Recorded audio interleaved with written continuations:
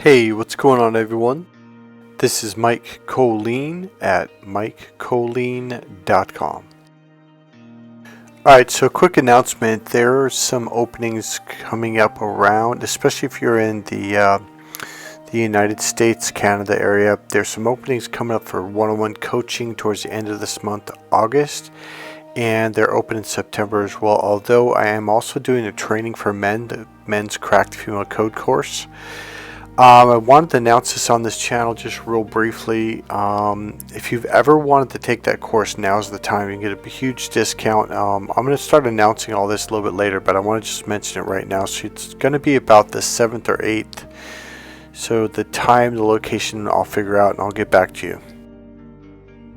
Okay, let's jump right into it. So I came across a short on YouTube, and I think it says something very important.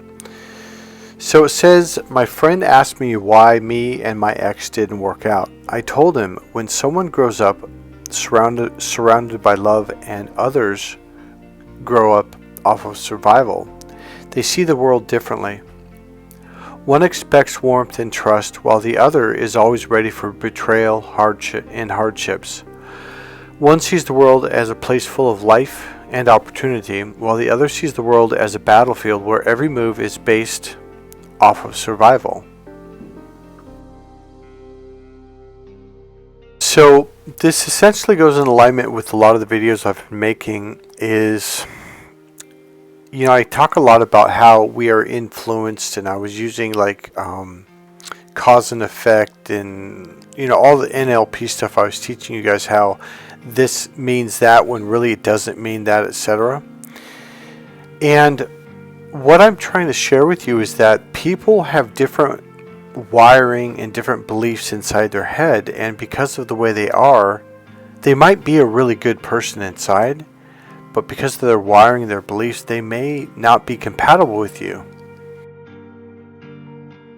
Okay, I'm going to shift kind of gears here. Alright, I'm just going to speak freely. I guess what I'm trying to say is I think it really sucks. Not just for me, but also for all of us and you. I think it sucks when you meet someone and they genuinely have a really good heart. They're a good person. They're a good soul. They're just a good person. And you like them and you click with them and you're happy with them. And then it's just like that the image that I was reading off of. Okay, I found it. Here it is.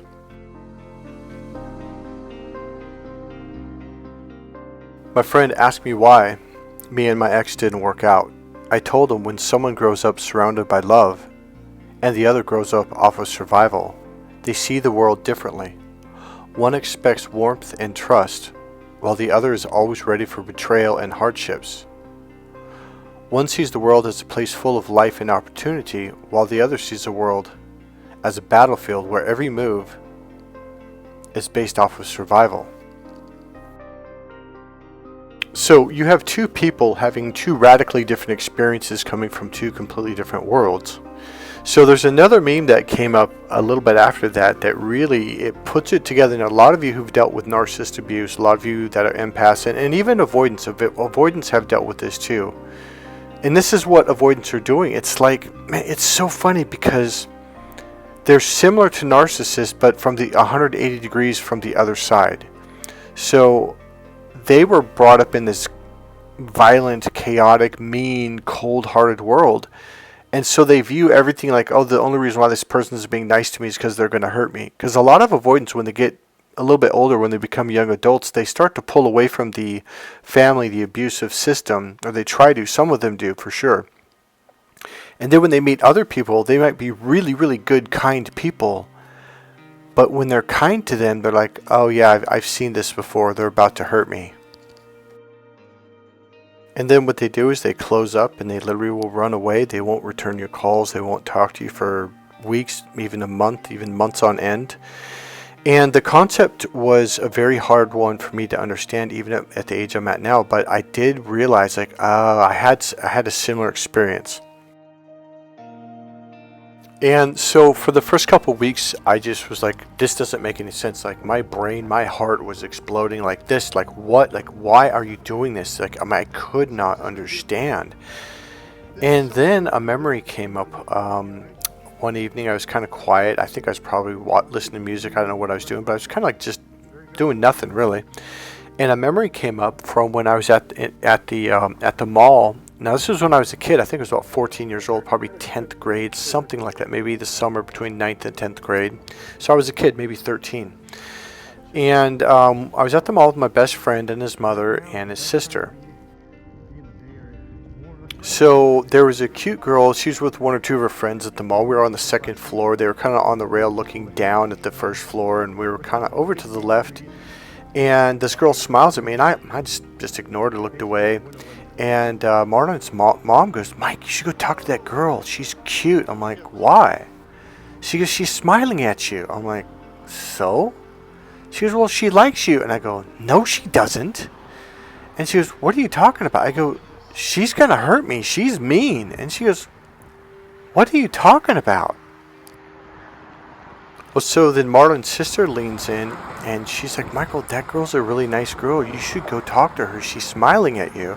And I was like, "No way." And I was saying it to her and his mom. They're like, "Michael, go talk to her." And I'm like, "No way." And they're like, "Why?" And I go, "She's going to hurt me. She's mean." And they're like, what are you talking about?"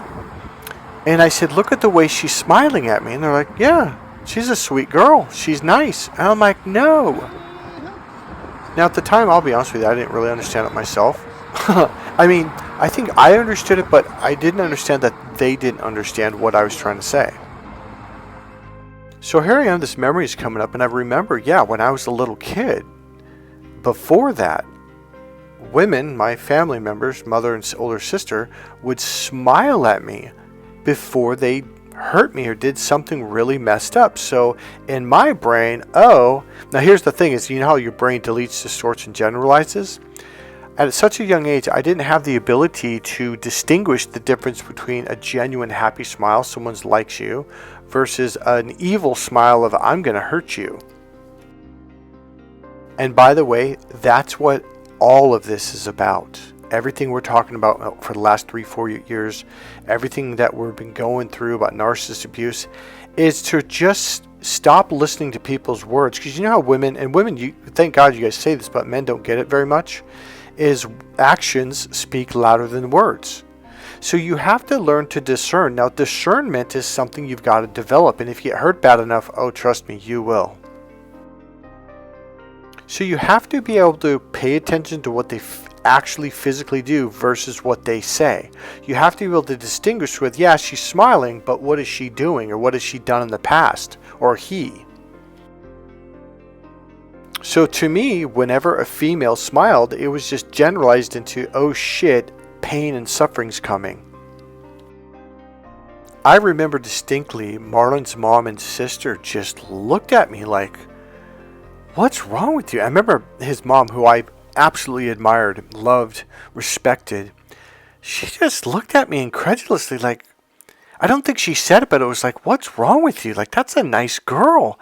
And I remember she said, oh, okay, and just gave up. And that kind of hurt because it was the feeling like she was looking at me like something's like wrong with you. Like, now, not in a mean way, but now I do realize, by the way, they were both trying to help me to socialize. They were trying to help me to overcome my fear of meeting girls and stuff like that. But they didn't understand what was going on inside me. So that allowed me to understand why this person I very, very, very much cared about ran away. I'm like, everything we did was happy and fun and good, and I racked my brains like, man, did I say something wrong? Did I do something wrong? Like, because here I am with just nothing but positive, loving, kind, caring, protective intentions, and this person, boom, took off, and I'm like, whoa. And then I'm hearing like, well, avoidance or afraid of love, and I'm like, what?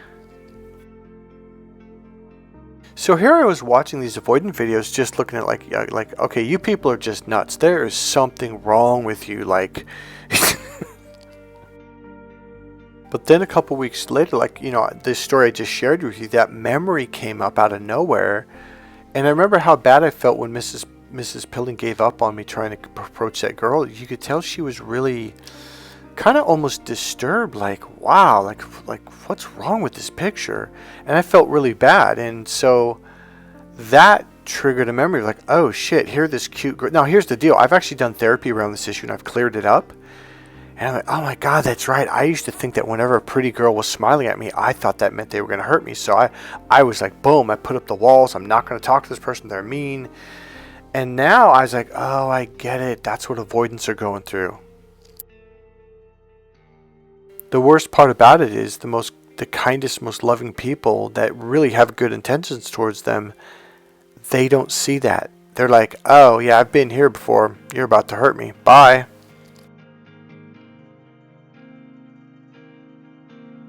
Now, I've been on both sides of the fence now because of all the therapy and healing work I've done. I'm on the other side of the fence. But I think even as an empath, because we're so nice to people, this is part of our blindness, is we assume they're going to be nice to us. So here's the thing that was really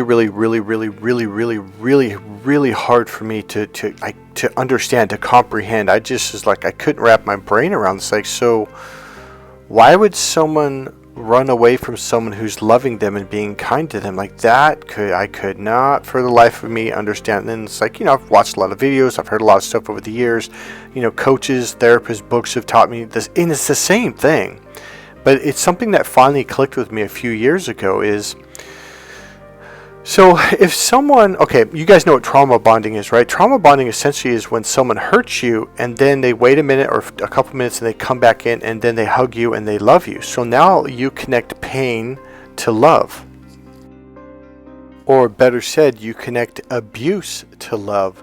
So when this happens to you in front of your friends or maybe in public, you'll defend it. Like, oh no, that's just their way of showing me love. And you're like, and the people look at you like, what? So when I was a kid, my mother would just beat the crap out of me. And I mean, it was really severe. And she'd walk out of the room. She'd wait about a minute or so. And then she'd come in the room and then she would hug you. Now in NLP, that's called a pattern interrupt. So now you're in pain, you're suffering, you're alone. And if she would have tried to hug me right away, well, I would have connected the pain to her. But when she walked out and then came back, it's like, okay, the bad person's now going to be nice to you. And they're going to hug you. So now you connect, okay, now when I'm in this traumatic response, I connect love because they're hugging me. That's called trauma bonding.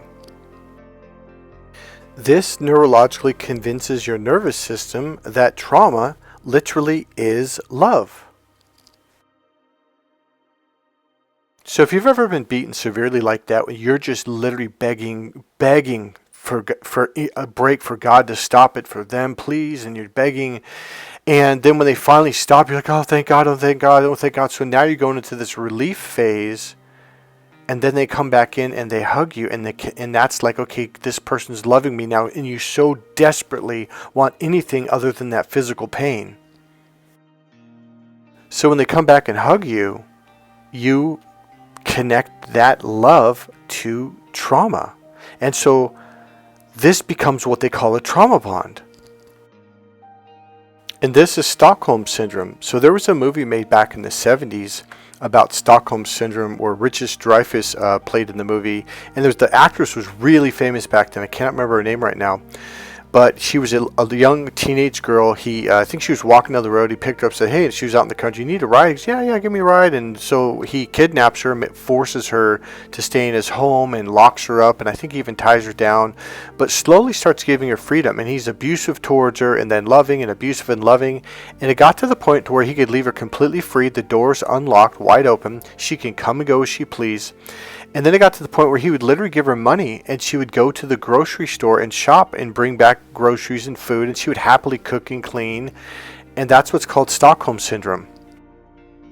So one day, now he lived in a different city a little bit away, 40 miles or I don't know how many, but it was not in the same city. But so what happened was somebody from her hometown saw her grocery shopping and they're like, where have you been? Oh, well, I live with this guy, blah, blah, blah, blah, blah. And they're like, well, you're a teenage girl. Like, why haven't you contacted your parents? She said, oh, blah, blah, blah. And she had all this excuses and reasons. So what happened is that person went to the parents or the authorities, and the authorities surrounded this guy's house. And here's the deal. She was inside with him, defending him against the police who were trying to save her. Now, when I saw that movie, I thought, that's just nuts. Now, here's the deal. I was definitely trauma bonded by my mother, and yet I didn't know I was trauma bonded. Now imagine someone who's never been trauma bonded. They couldn't understand that in a billion years. Their brain just goes, why wouldn't you just run away the first time they left you home alone and with the door unlocked? Why didn't you just go to the police, or why don't you go to the neighbors and have them call the cops? Like if you haven't been through it, you can't understand it. So just like, my ex-girlfriend's family, like they didn't trust me because I was a good person. Like my brain, I was like, I don't understand. And finally, I just walked away from her. I just thought, and I literally said, I go, you're nuts. And I said, you're crazy. Your whole family's crazy. But it's what they knew. That's what they grew up around. People stealing and people screwing them over. And like, you got to watch your back. And like it's like there was here's the thing. They didn't even trust each other. But now here's the weird thing. Because they didn't trust each other, that's why they trusted each other. My family used to always tell me, oh, you're different. And I'm like, why? Like, I just couldn't understand it. I do now. It's because I was a good person. It's because I was nice. And because of that, they looked at me like, you're the one in the family we don't trust because you're not like us. You ever heard the phrase, den of thieves? Well, this is what it means. The thing is, thieves hang out with thieves. Even though it's weird, like they don't trust each other at all. They'll tell you, hey man, don't trust that guy. That guy will rob you blind. You got to lock your doors. You got to put padlocks on your dresser. You got to do this, you got to do that. And yet, they invite them into their home. They hang out with each other. Thieves trust thieves because they think alike. Even though they know that guy will screw me over if I give him a chance. Thus, a den of thieves. So here's the deal. Even though they don't like it, they've probably been screwed over. In fact, that's why they trust the person. They're like, oh, this guy stole from me before. He lied to me. He did this. He set me up. It's like, yeah. Here's the deal. It's called unconscious rapport. They can relate to people like this because that's what they're like. They're like, yeah, this person makes sense to me. But somebody that's honest, kind, and nice, their brain looks at you like something's wrong with you. Like, I don't trust you. And you're like, well, what? To them, you're the bad guy, even though you've never given them a reason. And yet the people who have stolen from them, who have set them up, who have screwed them over, that's the people they trust. And that's the people they hang out with. Does this sound like narcissists? Yeah. They look at you like you're the wrong one. Like and I've actually heard people say there's got to be something wrong here. Like you must be. See, they think you're trying to be tricky when you're not, because they're surrounded by people that are constantly trying to trick them. And that's the way they are. They're constantly trying to trick people. So people are like, well, if I'm like this, well, then you must be like this. They project themselves onto you. So I want to say something right now before I forget. This is really important. The only thing you can do is get away from them. Because if you try to convince them that you're nice by telling them or doing more and more nice things, it's going to convince them that, oh, you're setting me up. There's nothing you can do. Just walk away, because they will hurt you.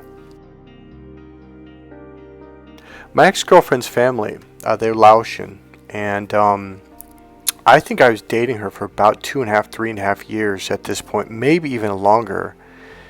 And I was like, I just could not for the life of me figure out why her family, especially her older sister, because even though her older sister wasn't the head of the family, the parent, she was the head of the family. What she said goes.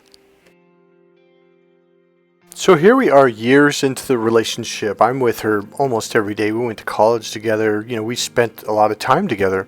And I was at a family's house quite a bit. And I did everything in my power to get along with these people. And they just didn't like me at all. And I finally gave up. And I told my girlfriend, I give up. I am effing done. I can't stand it. Blah, blah. I mean, I was just like kind of blowing up. And I looked at it, I don't get it. I go, what the F did I freaking do wrong? So I'm blowing up at my girlfriend, and I'm just like, what did I do wrong? I don't understand, blah, blah, blah, blah, blah. And she looks at me, she goes, well, you didn't do anything wrong. Then I said, so why are they so mean to me? Why are they so cold? Why are they so looking at me like they don't trust me? She goes, well, that's just it. They don't trust you because you haven't done anything wrong. Now, in all sincerity, I was probably 24, 25 years old at this point, and I looked at her. That made zero sense to me. I go, that doesn't make any sense. That's the dumbest thing I heard. I don't understand. She's, Michael, you gotta understand. You're different than other people. Like, now here's the deal. I want to talk about that. When people tell you that you're different, you're not different. You're just different than the people that they hang around with. You're nice. And I'm like, that doesn't make any sense at all. I go, so after, I think it was 3 or 4 years, I said, so after so many years, and I've been to your house 2-3 times a week, every week, for years, and I haven't done anything wrong, and they still don't trust me? Now, she said in an incredulous way, she goes, well, yeah, like, and she's looking at me like, well, you don't understand? And she goes, well, yeah. I'm like, why? She goes, because you haven't done anything wrong. She goes, that's not normal. You're different. So then I literally said, so you're telling me if I would have lied to them or maybe stolen something or maybe cheated on you or did something wrong, then they would trust me? And she goes, yeah. All right, here's another mentality that's very similar. I've got a meme that really points this out. So there was someone got their car broken into. I think it was in Berkeley at the time, and I go, man, that sucks. And the guy goes, well, don't leave your shit out on your car in open view, because if you leave a wallet, a purse, or maybe sunglasses, or even if like a $5 bill is there, they're gonna break your freaking window and they're gonna take it. I'm like, that's fucked up. He goes, no. How did he say it? He goes, it's their fault. I'm like, how do you figure it's their fault? He goes, they shouldn't have done that. He literally said they got what they deserved. Now, this was, again, I was probably 26, 27, 28 years old, and I was like looking at this guy like, what? So you're taking the criminal side? He goes, well, yeah. He goes, dude, if someone's going to leave like money or something valuable in their car, where you can see through the window, I go, you deserve to get it stolen. And I'm like, wow, what a... Now, here's the deal. I just thought, well, this guy just is justifying because he's probably a thief and this and that. Since I've lived in the Bay Area, I've heard this from a lot of people. Now, I don't mean all Bay Area people, but I think people. You ever heard the phrase? What is it? Thick and thieves, or thick and thieves, or thick with thieves. This is the way they think. They steal stuff, therefore, in their mind, well, this is the way it is. I mean, look, it's right there. Anyone can take it. So, like, you're dumb. And I do admit you're dumb to leave stuff out like that. But that doesn't necessarily mean that you deserve it. And therefore, they're completely justice free and they have no guilt and they have no wrongdoing in it. But in their mind, they do. It's like, well, it's not my fault. It's their fault. And you're like, wait, what? So as I began to live here more and more, one thing I began to realize is that people that steal things and do criminal stuff, they think the way that they think.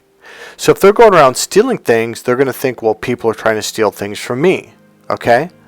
Even if you're not. And that's kind of thing. You could be this totally nice person that would never do that in a million years, but they're going to look at you like, yeah, you're going to try to steal something. I'm like, no, I'm just standing in line trying to get some food. Like, who are you? But that's the way they think, because that's the way they are.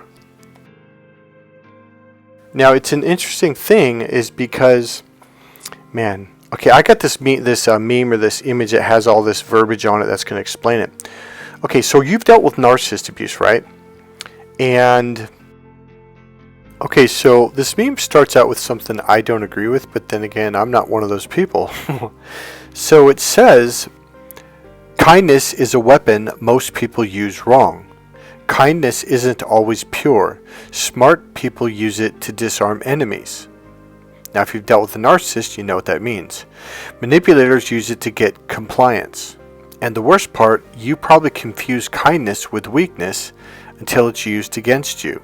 Learn the difference or keep getting played. So is your kindness power or a lesson? Or a leash? Number one, this is obviously from someone who uses kindness to hurt people. I mean, look at the way they're saying it. Kindness is a weapon most people use wrong. Now I'm like, kindness is a weapon. I've never heard that phrase. I've never thought that in a billion freaking years. Now as I'm reading this, I'm like, oh, I see what happens. So it says, kindness isn't always pure. Smart people, I can't believe they even say that. Smart people use it to disarm enemies. Like, okay, I can understand that. Manipulators use it to get compliance.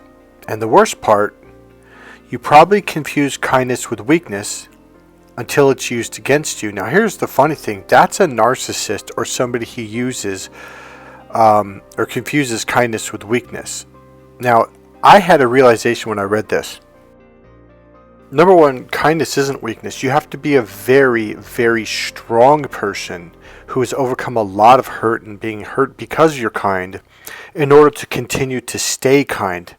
Now, as I thought about this, my last narcissist, like, I didn't realize it at the time, but I'm like, why is this guy being so mean to me? Like, what the fuck? Like, he would look at me like, yeah, give me that look, like that narrow-eyed, kind of like, yeah, like he's looking at someone who's doing something wrong. I'm like, dude, what's your deal? It's like my ex-girlfriend. Her family thought there was something wrong because I was nice. Now, a narcissist truly believes that kindness is weakness. And oh, by the way, avoidance do too, but they do it in a different way. They feel like, well, I've got to protect myself. I can't be weak, right? So the realization I had was, oh, this guy was looking at me like I was a weak person because I was kind. And then on top of it, he was acting like he was kind. How to explain this? To hurt me, to manipulate me, right? To take advantage, etc., etc. And because of that, he thought, oh, that's what he's probably doing to me too. So here's the stupid part. Have you ever heard people on YouTube say that like they played themselves? You did absolutely nothing to them. You were genuinely being kind. They took it as either A, you're weak, or B, you must be trying to play me, so I'm going to play you. And in so doing, they played themselves, because after a while, you're sick and tired. Like, why do you keep screwing me over? Why do you keep setting me up? Why do you keep this, and that? And you're like, boom, I'm out of here. And when you leave, they're confused, going, I don't get it. Well, how can you take advantage of me or manipulate me if you're leaving? Like, I mean, that's why you're being kind this whole time, right? Their brain goes through a tizzy. It's like a mirror reflect image of themselves. And it's like they thought that you were the one trying to be kind to manipulate them when they were doing it the whole time. And then when you leave, they're left with themselves and they're reflecting back to themselves what they projected onto you, realizing, oh shit, that wasn't you, that was me projecting onto you. And it was a realization of, wait a minute, that's what I was doing to them.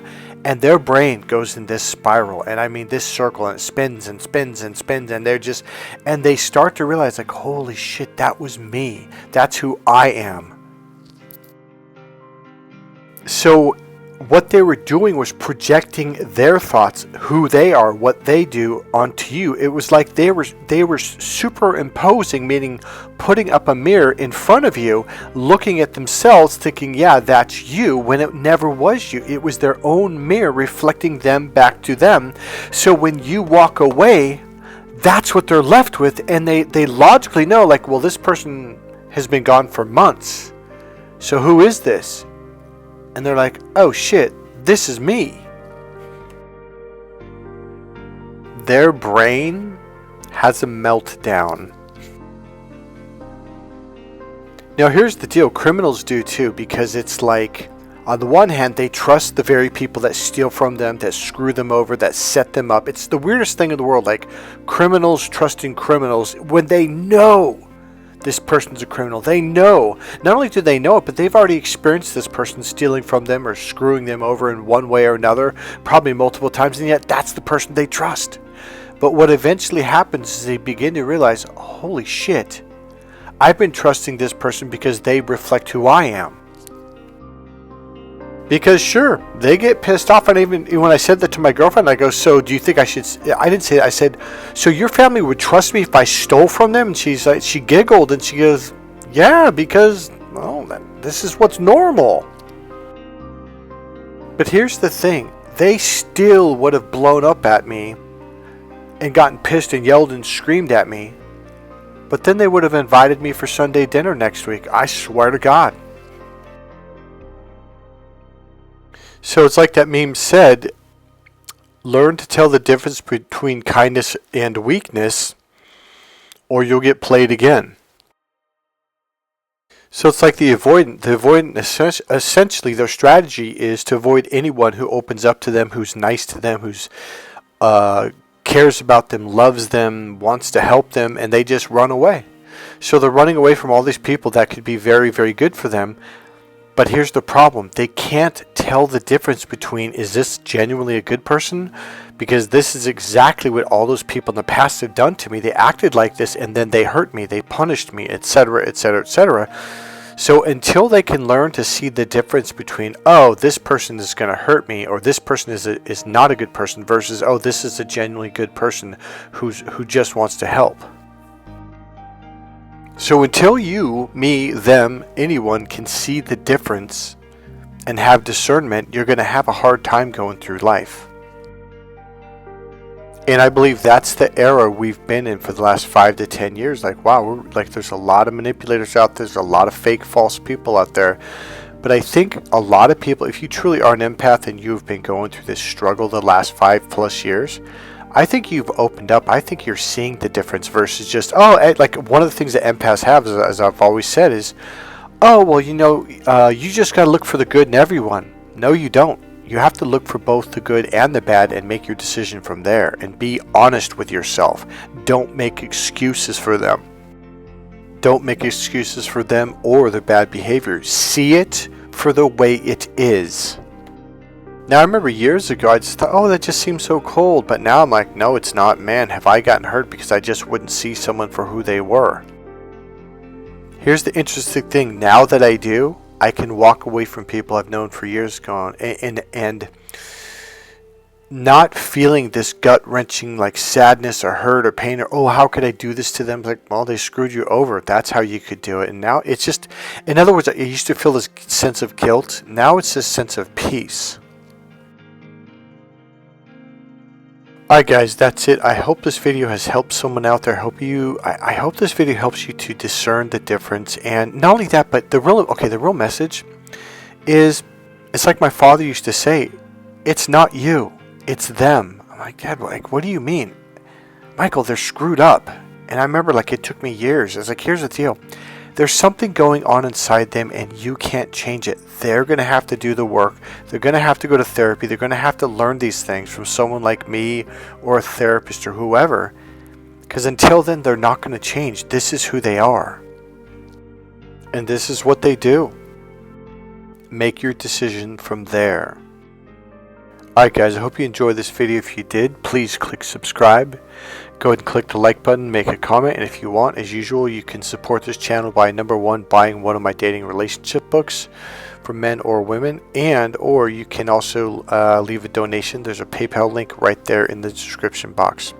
Alright guys, I'll see you in the next video. Subscribe.